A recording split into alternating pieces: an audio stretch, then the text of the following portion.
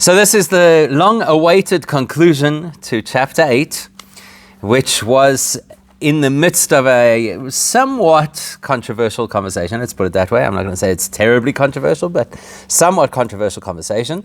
And we've got to pick up probably the most important part of this conversation, which is that it's all very well to tell us what's negative in the world, but it's equally important, if not more important, to tell us what to do about it and how to use it in a healthy fashion. Okay, so that's really what we have to focus on today.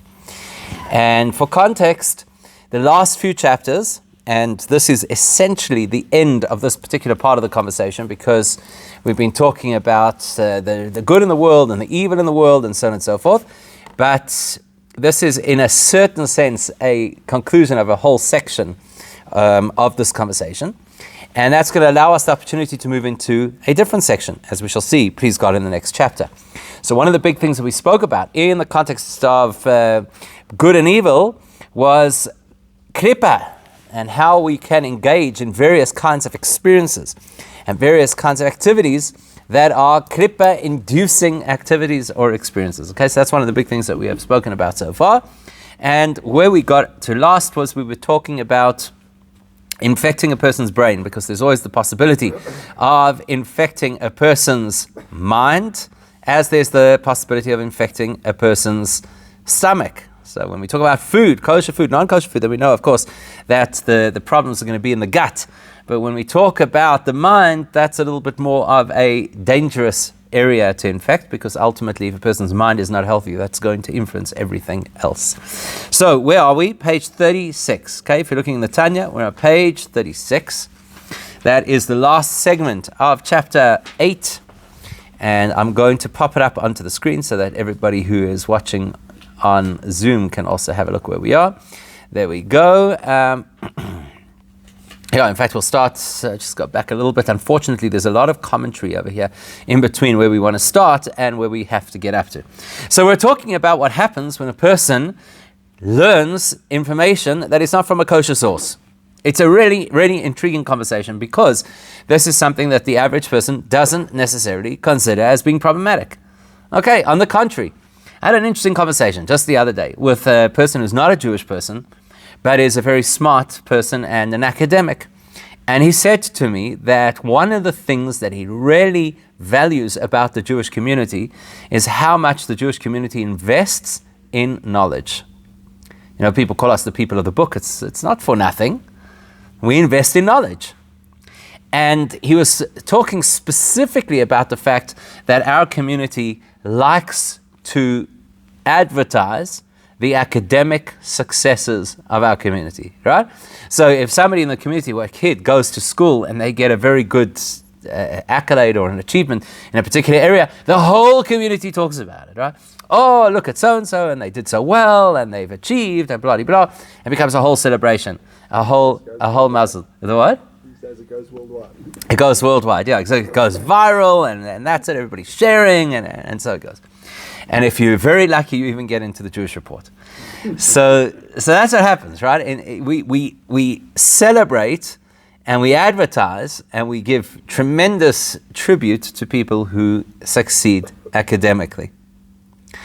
So he was telling this to me as a great compliment to the Jewish community. What would he have thought if he learned this chapter of Tanya? Because what have we seen so far in this chapter of Tanya? And the irony is that we've had a long gap between starting a controversial conversation and not having the opportunity to round it off. So what have we seen in this chapter of Tanya is that it is possible that the academic study that a person does could actually be klippa, could actually be problematic, could actually be worse in a certain sense. You've got to be careful what you say. In a certain regard, could be worse than eating non-kosher food. Now, non-kosher food is mandated by the Torah, so it doesn't really get worse than that. But the effect of eating non-kosher food is a physical effect, and the effect of digesting non-kosher information is an intellectual and even a spiritual effect. So it's not to be taken lightly if a person fills their head with nonsense. That's a really, really unhealthy place to be.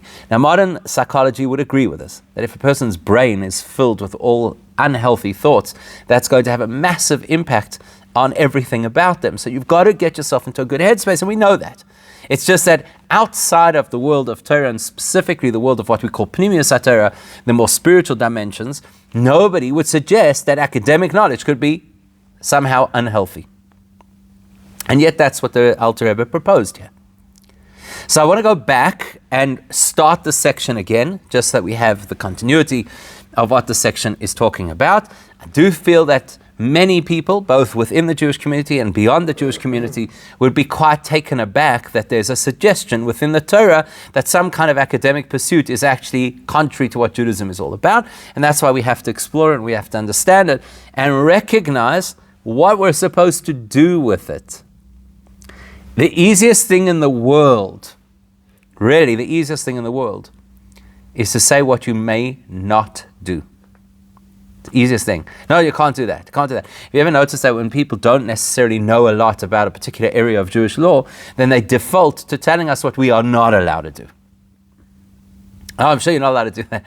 I remember once that there was an individual working in a Jewish home here in Joburg, and obviously they were quite overwhelmed by the whole Shabbos thing because they'd never been exposed to Shabbos before. And so they felt responsible, because part of their responsibilities was to care for the children. So they felt that they had to ensure that the children kept Shabbos properly. And so they told the children, you're not allowed to flush the toilet on Shabbos. Because that was their interpretation of what you may or may not do on Shabbos, right? So it's easy to say what you can't do. It takes far greater expertise and insight to be able to work out what you may do. So it would be the easiest thing for us to say, well, that's it. All secular knowledge is completely antithetical to Judaism, and it's off the charts, and don't ever go there. And I'm not saying that there isn't space for that position within Judaism. There's a principle of what we call chinuch al taharas hakodesh, which means that there's a kind of education which is vaunted in Judaism, an education that is absolutely pure Torah and nothing else. And that is a valid position in Judaism, and it's a celebrated position in Judaism. And yet, at the same time, not every single person is cut out for that type of education. Not every single person is cut out to be a tradesman where you don't necessarily go learn secular knowledge. What do you tell a person who wants to be a doctor, who's always been interested in medicine, or loves the mental acrobatics of legal systems and wants to go and study law, or is definitely talented in engineering or architecture? So what do you tell them? No, sorry, you can't go there?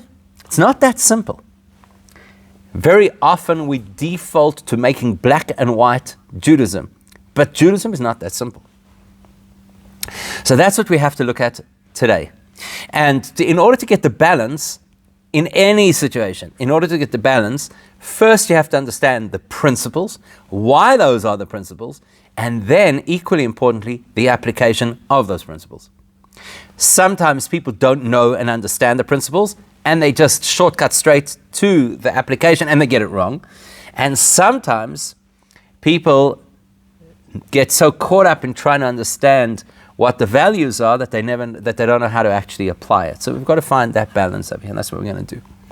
So where we are is, if you're on page 36, it's the third line on the page, second word on the line, which is actually an acronym.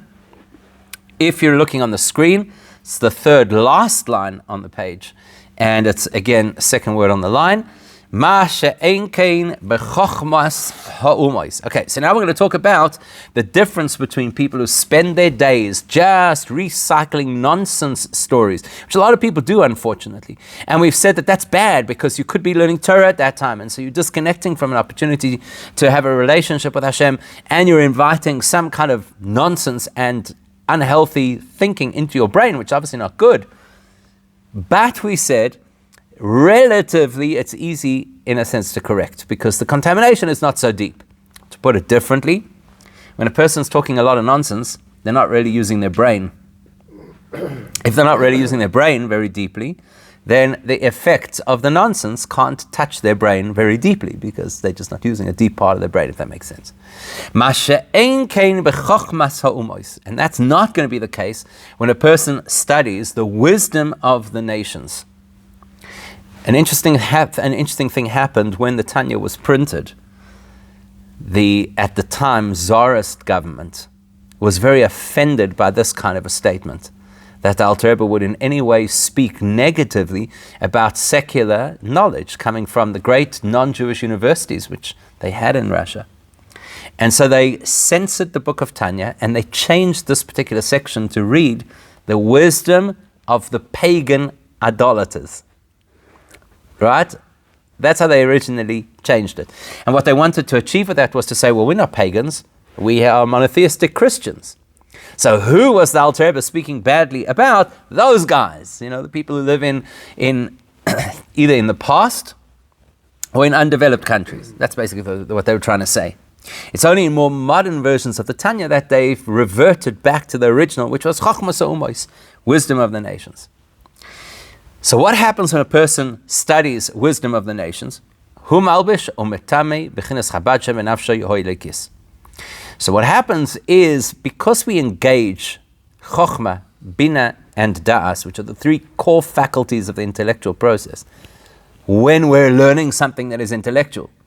So if we're going to sit here and talk about, well, what's everybody in Joburg talking about at the moment? Bricks. Everybody's talking about bricks. So some people are talking about the fact, you see, they know how to clean up the city if they want to. They know how to make the lights work if they want to. And other people are talking about the fact that every time you turn around, there's jets flying overhead and whatever. There's no Chochmah, Bina, and Da'as in those conversations. Did you hear? The did you hear conversation. Everybody claims to be some kind of a sidewalk expert. Oh, I heard from this one and I saw from that one. There's no Chochmah, Bina, and Da'as engaged in that process. Because all we're doing, essentially, is recycling stumpies of information that we've picked up from other people. Oh, I heard this. Oh, I saw that. Yeah. So therefore, let's say that part of that conversation is objectionable in Judaism. Let's just say. And by the way, I think there are big sections of the conversations happening in Joburg at the moment that is against the Torah. Why? Because people become very cynical. So when Chi Ping is over here, then we know how to make the city work. That kind of thing. So that type of cynicism and what we call late sonus, which is effectively to make fun of somebody's positive efforts, is something unhealthy. Even if it's true, by the way. It's unhealthy. Why do I need that swimming around in my brain? But how deep is it going to get into my brain? Well, as deep as that conversation is, because you know what's going to happen? Next week, we'll all be talking about something else. So that's how deeply it would have affected us. When a person sits down to study, now the person is engaging a major segment of their brain. They're studying. There's Chochmah, there's Bina, there's Das, there's the various phases of the intellectual process. First encounter with the information, analysis of the information, application of the information takes time, right? I don't know if anybody here, it's quite funny, we speak in today's world to an adult audience. You can be assured that 99% of people don't do any academic study. That was school, I've been there, done that, kind of move on. But if we do academic study, we know that it's very engaging and it requires a tremendous amount of mental input. So if the information we're studying is objectionable, we've got a more serious problem, because now a deep part of ourselves has been affected. That's why it says, Chochmah, Bina, and Das of the Nefesh Elikis, the intellectual faculties that are supposed to be used by the divine soul to learn Torah and to understand more about God, are now being suffocated because of this information overload of another type. And so therefore, what happens is you get betumas klipas noiga shebechochma yiselu. Now, if we pay attention to what the Alter Rebbe is saying in this particular part of the sentence, we immediately realize context. When we're talking over here about wisdom that comes from other sources outside of Judaism, that doesn't automatically mean that they are klippa. They are klipas noiga. Let's quickly review. What's the difference? If something is absolute klippa, real klippa, stark klippa, crass klippa, whichever term you want to use for it, then basically what you're saying is it cannot be rehabilitated. So let's go back to examples that we learned in the previous chapter and in this chapter. If a person ate seafood. So whatever that particular thing was, some creepy crawly thing, right? That is absolute klippa. We learned that there's nothing you can do to redeem it. You can do to teshuva afterwards, to reverse it, but you can't redeem it. In other words, if a person ate a platter of seafood and went straight from there to the Tanya shiur, said, oh, now I'm going to learn Tanya because I've got a whole lot of protein in my system, so therefore I'm feeling energized, we're going to say, listen, great for you. You'll get the mitzvah of Torah study. You will understand what's going on in the Tanya shiur, but the shrimp is still going to remain treif. There's nothing that we can do to elevate absolute klippa. Whereas if the person went like a really good Jewish person does, and instead of, God forbid, having that, got kosher sushi. Once upon a time in the days before Tanya shiurim were broadcast on Zoom, it would have been gefilte fish. But seeing as we are now in the age, the technological age, it must be sushi. So the person goes and they eat sushi. Contrary to popular opinion, that does not fulfill a mitzvah. When you look around, you would believe that many Jews subscribe to the notion that eating sushi is a mitzvah.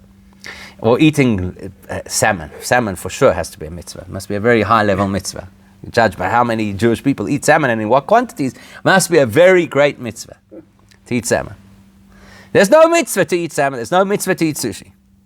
But because it's kosher, if your next stop after that is the Tanya shiur, the sushi comes along for the ride. Because that's what's giving you the energy right now to be able to learn Tanya. So the sushi is invited to the Tanya shiur. And it's elevated through the Tanya shiur. Why? Because it belongs to the category that we call klipas noiga. Klipas noiga means it's not something you would naturally associate with holiness, but you could get it there.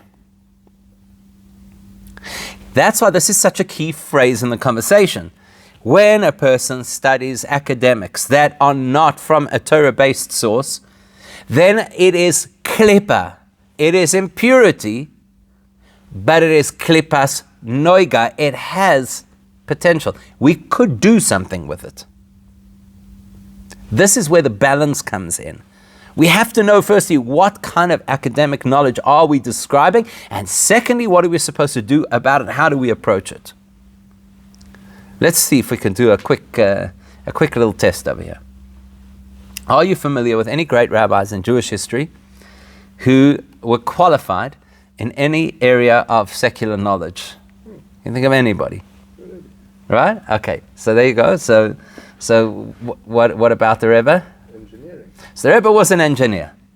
In order to become an engineer, he studied in university. What do you think they taught in university? Gemara. Okay, there's one example. Any others? What about the Rambam? Ah, there we go, the Rambam. The Rambam is a spectacular example because we know that the Rambam not only studied medicine, he practiced medicine. The Rebbe didn't practice as an engineer, although they say that he contributed during the war to the development of certain technologies. But the Rambam practiced as a doctor. Not only did he study medicine, he practiced as a doctor, he wrote medical treatises. Right? There's the famous Rambam's diet that today is still referred to as other medical principles the Rambam spoke about. That's why you have hospitals in the world that are called Maimonides Hospital, because it was recognized as such a great medical personality. Is there anybody else who comes to mind? The Chief Rabbi Sachs. Okay, so exactly. You have not only Chief Rabbi Sachs, but quite a number of chief rabbis in modern history have doctorates in various areas of secular knowledge, whether it's a doctorate in philosophy or in law, whatever the case is, right? What people do not necessarily know is that around the medieval period, the Rambam was by far not the only one to have a medical qualification. There were quite a number of other great sages at the time who had the same. We know the Gemara tells us clearly that there were great astronomers amongst the rabbis. And the Rambam writes that a lot of the astronomical knowledge that they had, they got from Greek sources. So hang on a second. You're telling me that if a person studies Torah, if a person studies academic that is not from Torah, then it's going to contaminate their mind. What about all these great individuals? Now, there is one possible answer. The one possible answer could be, yes, everything is in the Torah, and they perhaps learnt that information by learning the Torah. Who says the Rambam went to university? And if he did, which university did he go to? What universities were available in those days anyway? Who says he went to university? Perhaps the Rambam delved so deeply into the Torah that he was able to decode the medical information that the Torah, as God's infinite wisdom, must contain, and he was able to apply it. Who says he actually studied it from a non-Jewish source? So that's one line of argument that you could possibly use. You know, they tell a story that an individual came in to the Mittler Rebbe, that's the Alter Rebbe's son, Alter Rebbe, author of Tanya, his son, and this person was in a very excited state, and he came and he said, Rebbe, or maybe, sorry, I don't think he came to the Mittler Rebbe, I think he came to the Rebbe Rashab, and the Rebbe Rashab referred to the Mittler Rebbe's book, as you'll see in a second. So Rebbe, they've just discovered this incredible part of the human anatomy, that apparently there's a certain nerve at the base of the neck that influences how your brain focuses. So if you tilt your head down, it will help you to concentrate, and if you raise your head up, it will help you to remember. And this fellow was so excited because obviously, you know, if you know this kind of thing, you know how to maximize your brain. And by the way, if you think about it, the most natural thing we do when we're thinking is we put our heads down, and when you remember, or you're trying to remember something, very often, even without realizing it, you're kind of looking up. People don't realize. So this fellow was so excited, so I believe it was actually the Rebbe Rashab or the Rebbe Maharash. He went to the bookshelf, took out a book from the Mittler Rebbe, opened up to a certain page, and guess what it said in the book? It said that if you want to concentrate, you look down. If you want to remember, you look upwards. So he said, I didn't need to wait for the great scientific breakthrough because the Torah already taught this information. You just had to know how to decode it. So just because we have great people in our history who studied in areas that are outside of Torah does not necessarily mean they studied in institutions that were outside of Jewish institutions. Incidentally, by the way, one of the anecdotes that they share, there were a few people interviewed about their time together with the Rebbe when he was in university, either in Berlin or in France. And it's really interesting because you get some of these live interviews that are recorded and whatever. So somebody once shared a story that the Rebbe would sit with a Gemara, he'd sit in lectures with a Gemara, and he'd shield it with whatever the particular textbook was that they had to learn. And on one occasion, the professor got really upset about this, and he called him out, and he said, what are you doing in the middle of a lecture, and you're reading another book? And the Rebbe said to him, so test me. And needless to say, he was able to satisfy the professor with his proficiency in the subject. So what was he doing? Was he in university studying, or was he in university studying Gemara? You know, what was going on over there? So we've got to try and understand that. But before we can understand that, there's a key component that we have to know about life, and it relates to the concept of intellect as well. The key principle that we have to understand is nothing lives unless it is powered by God. Now we all know that, right? It's not a surprise to us. We know that. But do we understand it? What does it mean that something is powered by God? What does that mean? So let's use a couple of examples. And you'll excuse me comparing these two examples to each other, but it's just to make the point. If you say you are powered by God, what do you actually mean? You as an individual, what do you mean you're powered by God?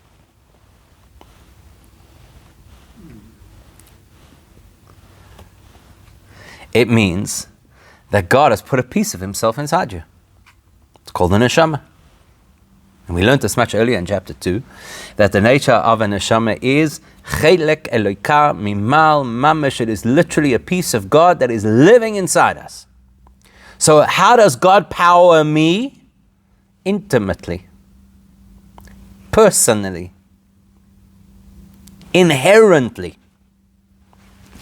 Now, lahavdil, to distinguish between us and something very objectionable, how does Hashem power a pig? Lahavdil, obviously, yeah? How does Hashem power a pig? They put a piece of himself inside. How does it work? So the answer to an extent he does. To an extent he does. You're saying that Hashem puts a piece of himself inside a chaza? Well, the vitality that the pig has is from God. From God. It's not of. Right? Exactly. Big difference. Big difference. So I'm glad you made that distinction. Not of, but from God.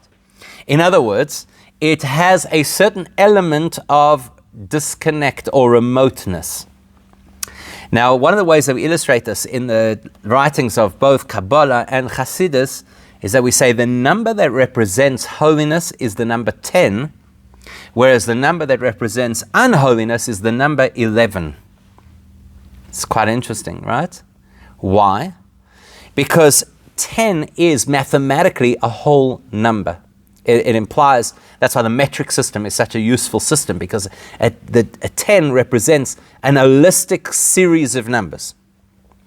So if you've got a metric system, if you've got a system that runs in tens, each segment of the system is complete. So 10 is the number of holiness, because the system and the energy that runs the system are all part of the same thing.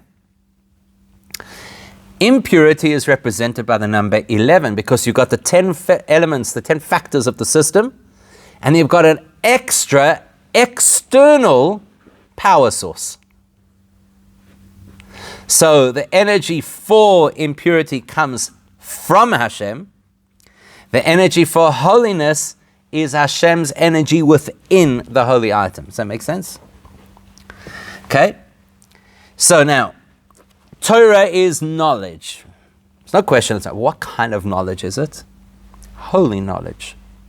That means every single letter in the Torah is part of the holy system that is enlivened, that is empowered by a divine spark inside every single letter.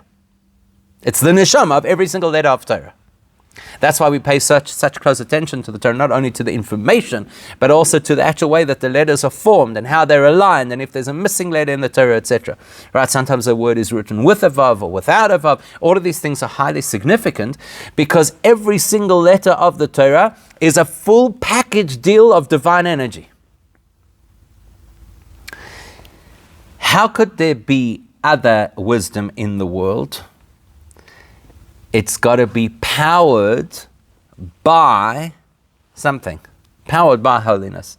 When you open up a maths book, when you read a book on science, on nature, on medicine, nobody's going to suggest that in every letter there is this dynamic divine energy. It's plugged in to a divine energy that is external to it. Now, if that sounds really abstract, we can put it into these terms. Everything that exists in all wisdom in the world can be traced back to wisdom in the Torah. It's as simple as that. So the Torah is the ultimate wisdom because it's divine wisdom. And then it spawns all kinds of wisdom which are less dynamic, certainly not infinite, that come from and are linked to and kind of are powered remotely by the Torah. So therefore he says, "Shenoflu shama b'shviras hakelim mi bechinas." Sorry, I went too far. Mi bechinas acharayim shel chochma dikidusha ki yodua liyodechein. How is there profound wisdom in other disciplines in academia? Because there's this remote connection of Torah knowledge that got somehow reconfigured and even a little distorted to be able to produce other forms of wisdom. So Hashem's wisdom is perfect. Human wisdom is an imperfect mimic of divine wisdom.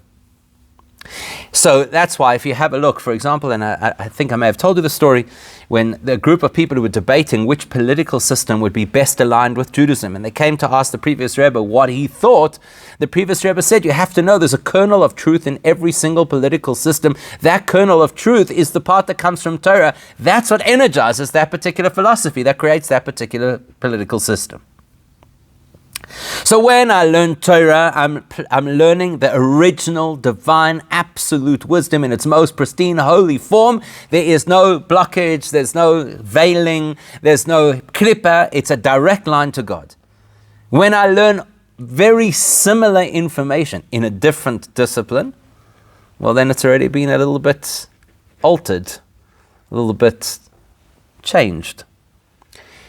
And so therefore, I don't necessarily see God. So you could learn, for example, the anatomy of the human body and be an atheist.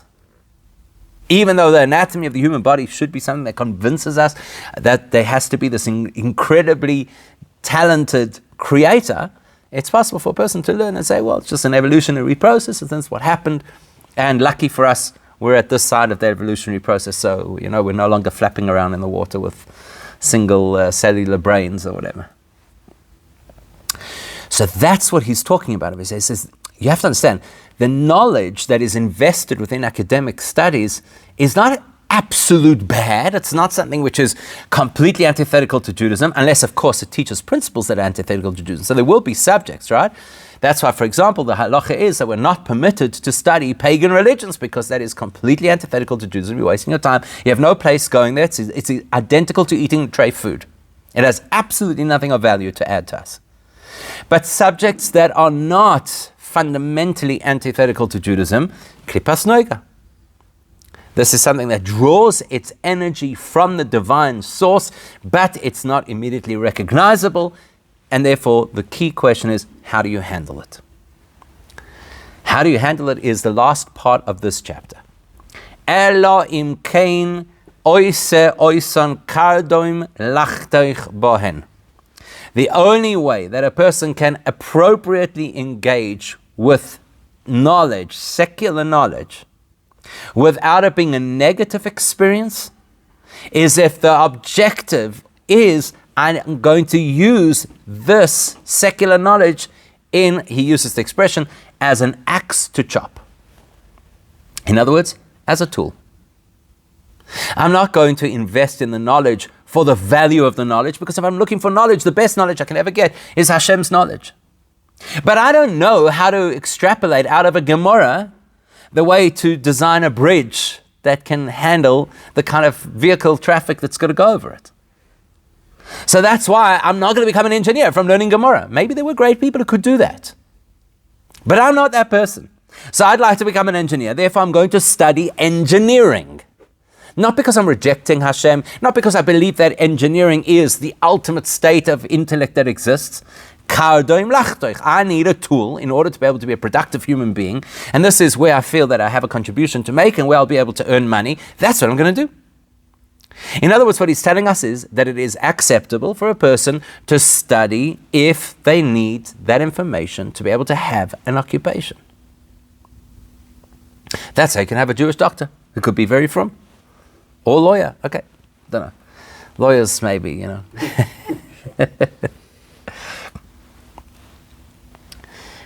Then he explains further. Dehainu, what that means is kedei lehisparnes mehen berevach lavoid Hashem. One example of how a person uses this information as a tool is where the person uses it in order to be able to have a healthy income. That's what he says. Lehisparnes mehen berevach. Revach means with excess. The person's not just going to be the proprietor of a little corner cafe and sell. You're going to have a good salary. You're going to have a decent income. But why do you want to have the decent income? And this is where you've got to be so honest. La avoid Hashem, to be able to serve Hashem. Years ago, I'm studying this chapter of Tanya with a group of young university students. And one of the guys who was sitting there, after this particular line that we have just learnt, came and gave me the biggest thank you. He said, Rabbi,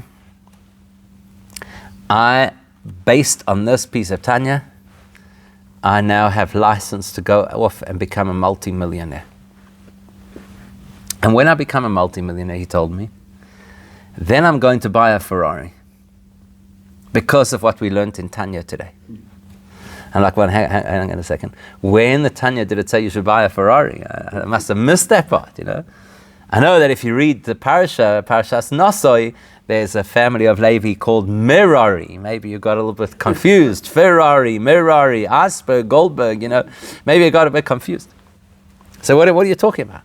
He said, because you have to realize that if I have a Ferrari, I'll be able to get to shul quicker. That's what he told me. Okay, in fairness, the guy was a teenager at the time. Today, he's a very decent, frum, balanced person who does not drive a Ferrari. But the point is this. What he says over here, which is so clear and yet so easy to miss, is La'avoid Hashem. The objective to earn well is not a Jewish objective. That cannot be the goal, to earn well. La'avoid Hashem, to earn well so that I can serve Hashem, that is a goal. They tell a story that there was a particular chassid, a chassid of the Alter Rebbe, who was a very successful man, very wealthy man, and he hobnobbed with all the big deals, the political leadership and so on and so forth. And he had a very fancy house. Much fancier than any of the other Hasidim of the Alter Rebbe. And I don't know if you know how Hasidim in those days used to react to wealth, but generally anything of the material world was meaningless to them. So they would make fun, oh, what do you need this for? It's a big fancy mansion with these carpets and that furniture, and whatever. What do you need it for? So he said to them as follows. He said, let me explain to you how it works. We live, thank God, in a large city. In the large city, there is a very prominent Jewish council, which was, I guess, the equivalent in those days of what today would be the Federation or the Jewish Board of Deputies or something like that. And these guys make very important decisions about how communal funds are distributed. And they're not necessarily so aligned with Torah values. Now, if I have the fanciest house in town, then for the prestige of their organization, they're going to want to have their big meetings in my fancy mansion. But they'll never be able to have their meetings in my mansion and not allow me to be part of their organization. So they'll have no option but to elect me onto the organization so that they can host their meetings in my house. He says, and once I'm on the board, I could make sure that they distribute the tzedakah the way that it's supposed to be distributed. He says, you think I need a mansion?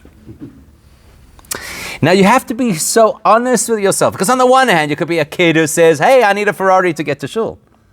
Or you could be mature, like this particular chassid who says, I need a big house for the value and benefit of the community. So La'avoid Hashem is the critical line over here. It's not sufficient to say, I need to study a secular vocation so that I'll have money. That's not good enough in Judaism. The person has to have the value which says, I'm going to study so that I can have an occupation, so that I can have a dynamic and large income, so that I can serve Hashem. And as we always say, the proof of the pudding, always, right? We're going to see if the person taka lives up to this or not. That will determine if they have elevated the studies, like a person who elevates the food that they've eaten by attending a shiur, or if the materialism of their wealth and success drags them down, like the person who just stuffs their face because it's a kosher smorgasbord. So that's the first and probably the most likely option for most of us. Why does a person study secular subjects? In order to be able to have an occupation, in order to have a very healthy income, in order to serve Hashem. And then the Alter Rebbe tells us that there's a very unique group of people, very unique, and a rare group of people who don't need so many steps in order to make their study meaningful. So, in other words, what have we said over here? Here's a person who studies secular studies, so that they can have an occupation, so that they can earn good money, so that they could serve Hashem. That's quite a number of steps. So the Alter Rebbe says there's an alternative, and that is people who are able to skip a few steps. Oi, sheyodea, or you might have a person who knows, lehishtamesh bohen la'avodas Hashem oi letoirosoi. There are unique individuals who know how to capitalize on the academic information, the secular studies that they have done. They know how to use that to be able to serve Hashem or teach Torah better. In other words, this is not somebody who's saying, I need to earn, therefore I need to learn, because when I earn, then I can serve Hashem.